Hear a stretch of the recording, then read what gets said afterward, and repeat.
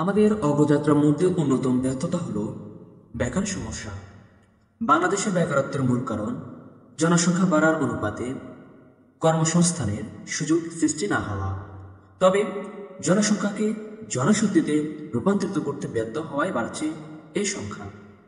বিনিয়োগের অভাব, আত্মকর্মসংস্থানের সুযোগ সৃষ্টি না হওয়া, ব্যবসায়িক প্রবৃদ্ধি না ঘটা, রাষ্ট্রীয় অর্থনীতির প্রয়োজনীয় বিকাশ না ঘটা, দক্ষ ও কার্যকর রাষ্ট্রীয় ব্যবস্থাপনার অভাব, অপরিকল্পিত ভূমি ব্যবহার, রাজনৈতিক অস্থিরতা, কায়িক শ্রমে অনীহা, সীমাহীন দুর্নীতি সহ নানা কারণে বাড়ছে বেকারত্বের হার।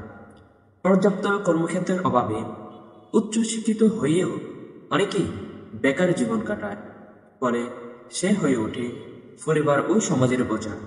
বেকারত্বের কারণে অনেকেই অনৈতিক পন্থা অবলম্বন করছে, যা আমাদের সকলের জন্য বিপজ্জনক।